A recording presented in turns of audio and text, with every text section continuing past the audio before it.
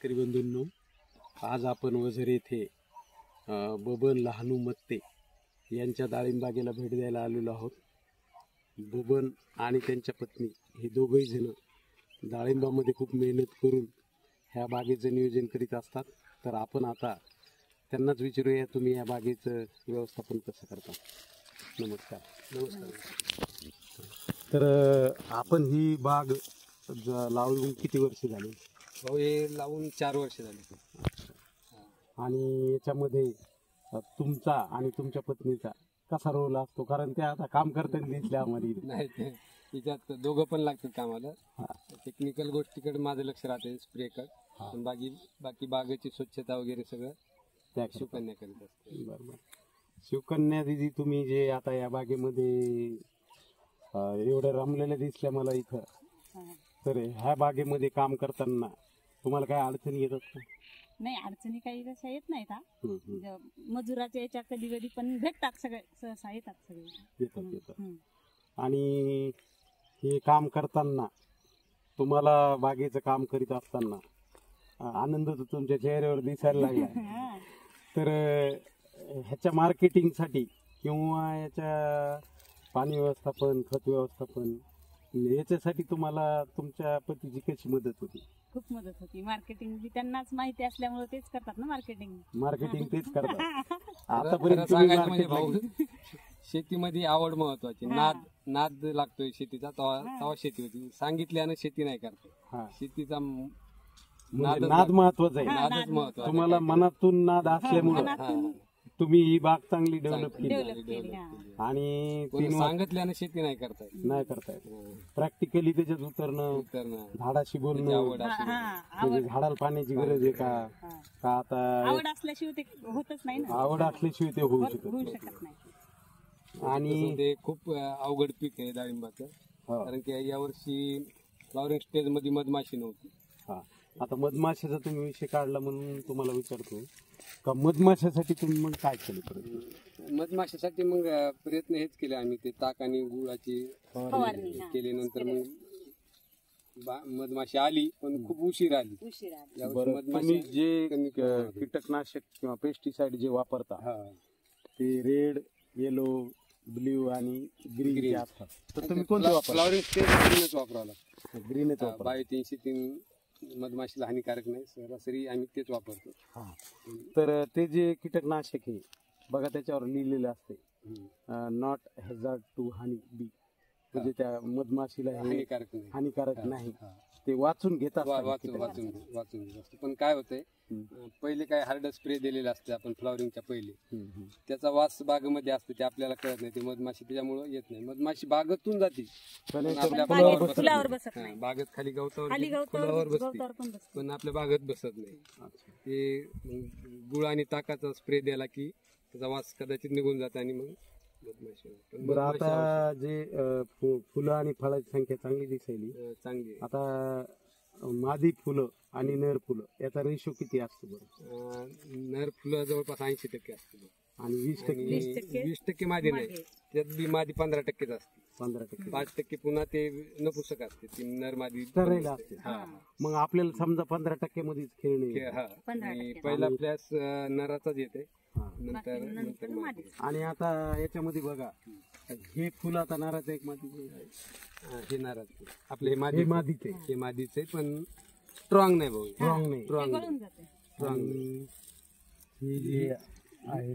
हे पण मादी.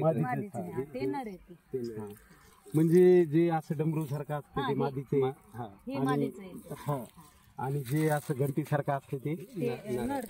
आता कसं आहे, आता फ्लॉवरिंग स्टेज संपलेली, त्यामुळे आता त्याच्यात नर नाही, हे असं मादी. नराचे जे काय फुलं होते ते आता गळून पडले. पहिला जे फ्लॅश येते ते सरासरी नराचा जास्त आहे.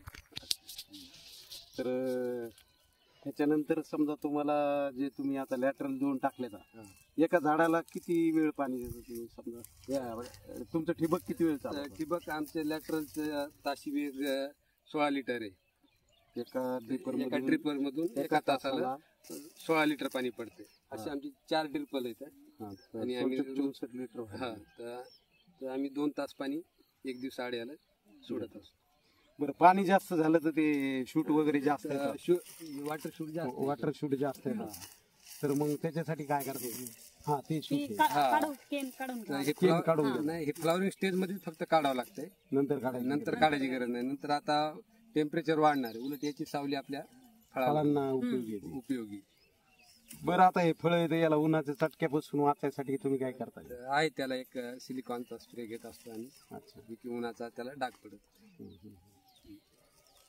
तर फळं तोडताना ताई तुम्ही मग तुम्हाला घरचीच मंडळी सगळी फळं तोडतात? हो, घरचीच मंडळी. का मजूर बी थोडी मजूर पण आणावं लागतात ना. आणावं लागतं? मजुराशिवाय काम होत हा. नाही. अच्छा. आणि तुम्ही मग फळं तोडताना इथूनच ग्रेडिंग करता का मार्केटला गेल्यावर होती?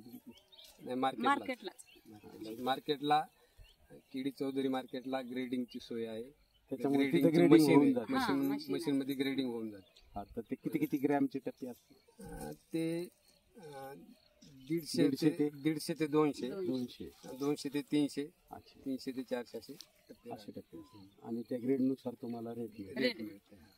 तुम्ही म्हणले का मागेही बोलले होते का केडी चौधरीचा तुमचा चांगला अनुभव आहे. चांगला अनुभव. तर तिथं समजा मार्केट इतर मार्केटचा पण अनुभव आहे, पण इतर मार्केट पेक्षा केडी केडी चौधरी नाशिक काय ते गावाचं नाव काय ते? अलीकडे धुळे आडगाव काय ते? आडगाव आडगावला ते नाही मार्केट आहे. नाशिक धुळे रोडला आडगावला आहे. आणि तिथं मग व्यापारी कुठले येतात? तिथे बाहेरचे व्यापारी असतात. बाहेरच्या. मग- केडी चौधरी मार्केटच मुळात हे पुण्याकडे आहे. अच्छा, ते केडी चौधरीचं पुण्यात पण एक आहे? पुण्यात आहे, इंदापूरला आहे आणि नाशिकला पण. नाशिकला आहे. आणि मग हा तुमचा माल समजा काही बाहेर एक्सपोर्ट करतात का? नाही, ते त्यात जे 300 प्लसचे फळ येते हो. तर ते बाहेरच जाते सर. बाहेर. चांगल्या क्वालिटीचा माल बाहेर जातो.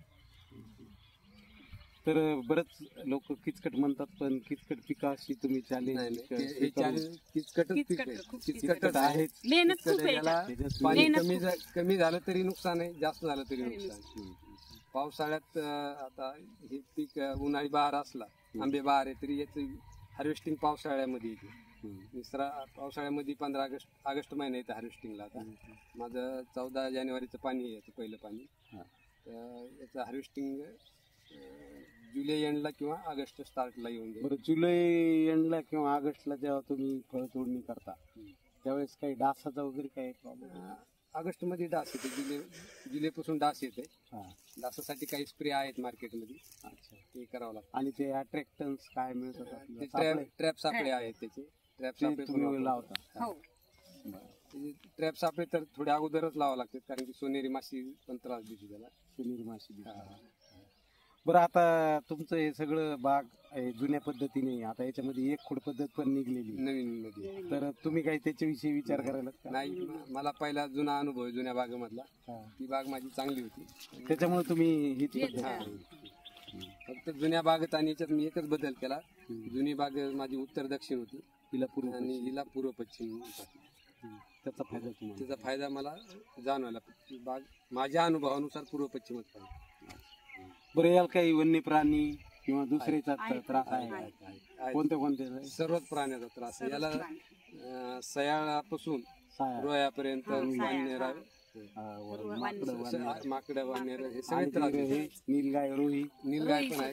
रोही सुद्धा देते. त्यासाठी कुंपण केलेलं आहे, तार कुंपण चारी बाजून. चारी बाजूला. जर ते प्राणी आले तर ते अख्खं फळ खाते. नीलगाय अख्खं फळ खाते. वाननेर नुकसान करते. मग त्याच्या व्यवस्थापनासाठी किंवा नियंत्रणासाठी तुम्ही तार कंपाऊंड केलं आणि 24 तास त्याची राखण करावं लागतं. राखण करता. इथंच राहतात, तुमचा मळा बी दिसायला त्याच्यावरच राहतात. चला, तुम्हाला पुढच्या ह्या बागेच्या व्यवस्थापन आणि मार्केटिंग मधून तुम्हाला चांगलं उत्पन्नाचा विषय राहिला. किती उत्पन्न आलेलं काही? इतर पिकापेक्षा उत्पन्न आहे त्या पिकात चांगलं. चांगलं. आज मार्केटमध्ये द्राक्षापेक्षा डाळिंबाला भाव जास्त आहे. आता तर सध्या रमजानचा महिना आहे, आता 300 रुपये किलो आहे डाळिंब. साधं म्हणजे बी ग्रेडचं डाळिंब 300 रुपये हे किलो. फळ आपल्याला पाहिजे त्यावेळेस मार्केटला आणता येईल. हा, ते पण आहे तुमचं. तर तुम्हाला मार्केटला कधी आणायचं? आम्ही तुम्ही असं काही कॅलेंडर केलंय का? सण कुठं कोणते कोणते येतात? आम्ही जे जानेवारी मध्ये पाणी देतो का, ते जानेवारी मध्ये पाणी दिलं की आपण गणपती पिरियडला मार्केटला आणतो. गणपती पिरियडला आपल्याला चांगला भाव हा, मिळेल. भाव गणपती त्यावेळी आणि श्रावण छान महिना जे की श्रावण महिना म्हणजे भारतभर उपवासाचा महिना असतो. हा. तर त्या महिन्याचं औचित्य साधून आपण हे सगळं नियोजन करतो. तर तुम्हाला शुभेच्छा तुमच्या पुढच्या कामासाठी. आणि आमचा हा व्हिडिओ तुम्हाला जर आवडला असला तर लाईक करा, सबस्क्राईब करा. खाली शूटिंग जाऊ दे. बरं हे करणार मस्त जेव्हा